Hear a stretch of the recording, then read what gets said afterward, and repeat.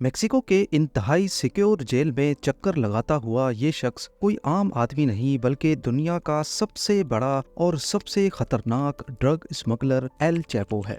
इसके सेल में खास सीसीटीवी कैमरास लगाए गए हैं जिनकी मदद से 24 घंटे इस पर नजर रखी जाती है। इसके सेल में ना कोई रोशनदान है और ना ही कोई खिड़की, सिर्फ कोने में एक शावर एरिया बना हुआ है। मजे की बात यह कि इतनी सिक्योरिटी और नजर रखने के बावजूद भी एल चैपो चलते चलते शावर एरिया की तरफ जाता है और फिर दोबारा सिक्योरिटी स्टाफ को नजर नहीं आता। आधे घंटे के बाद जब उनको शक हुआ तो वो सेल के अंदर गए, लेकिन दुनिया का सबसे बड़ा ड्रग स्मगलर भाग चुका था। आखिर वो कहां से और कैसे भागा, आइए एल चैपो की जिंदगी और उसकी एस्केप पर नजर डालते हैं। जेम टीवी की वीडियोस में एक बार फिर से खुशामदीद। 1957 में मेक्सिको के एक छोटे से टाउन बादिरागुआतो में पैदा होने वाले एल चैपो का असल नाम ऑकीन गुज़मैन है, लेकिन बाद में उसने खुद को एल चैपो का नाम दे दिया। उसकी ड्रग ट्रेडिंग की आदत उसको विरासत में मिली थी। उसका बाप, जो खुद भी एक छोटा मोटा ड्रग डीलर था, उसने छोटी एज में ही एल चैपो को घर से निकाल दिया था। एल चैपो के पास गुजारा करने के लिए कोई रोजगार नहीं था और ढूंढने पर भी जब उसे कुछ नहीं मिला तो उसने भी ड्रग्स बेचना शुरू कर दी।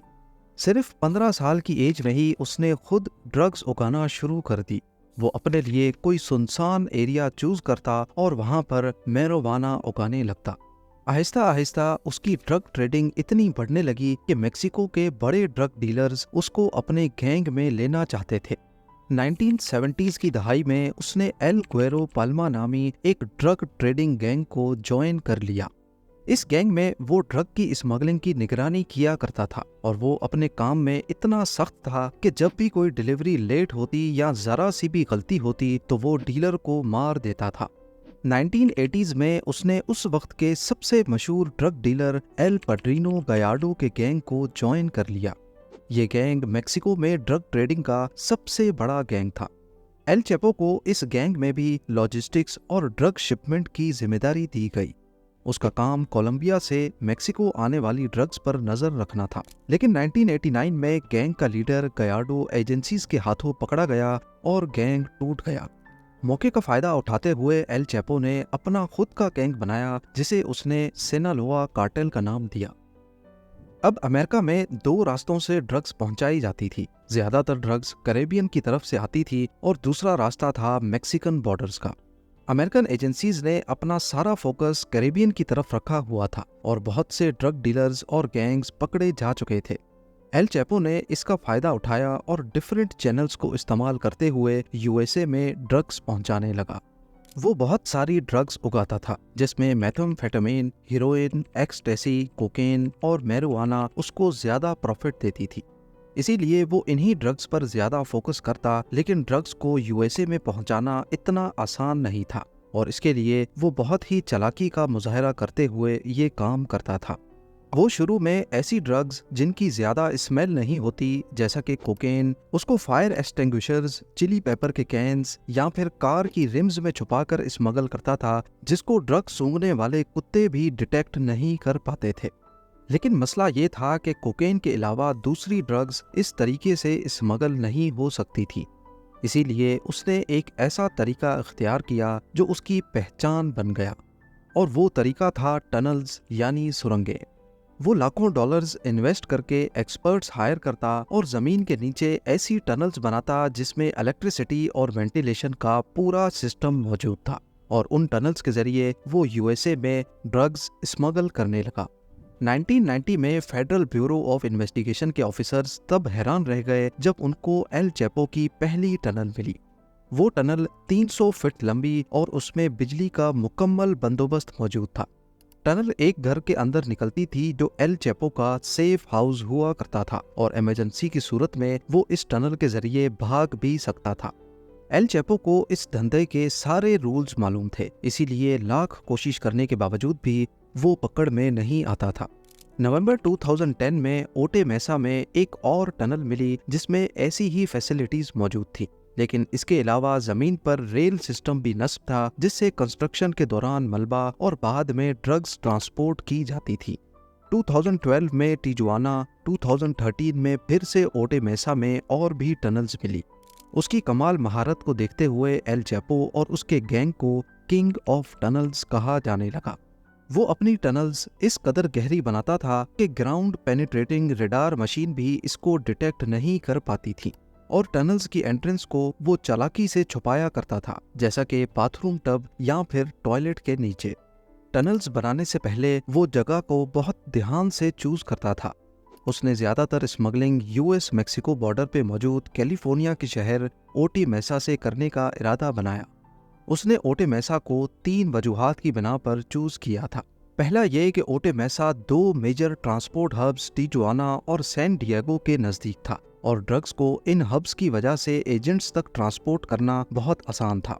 दूसरा, ये एक इंडस्ट्रियल एरिया था जहां पर बहुत सी फैक्ट्रीज थीं, और फैक्ट्रीज की भारी मशीन्स और ट्रैफिक का शोर ज्यादा था, इसीलिए यहाँ टनल्स खोदना आसान था, क्योंकि खुदाई का शोर फैक्ट्रीज के शोर में छुप जाता था।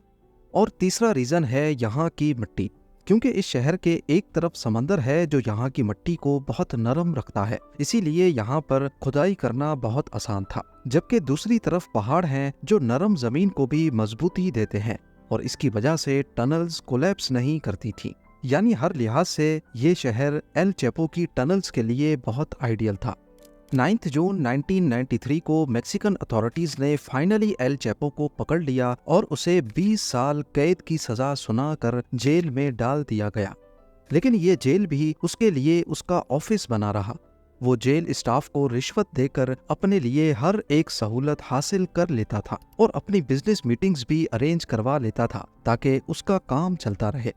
2001 में सुप्रीम कोर्ट ऑफ मेक्सिको ने एक फैसला किया, जिसके बाद यूनाइटेड स्टेट्स और मेक्सिको के दरमियान कैदियों के तबादले का प्रोसेस इजी हो गया।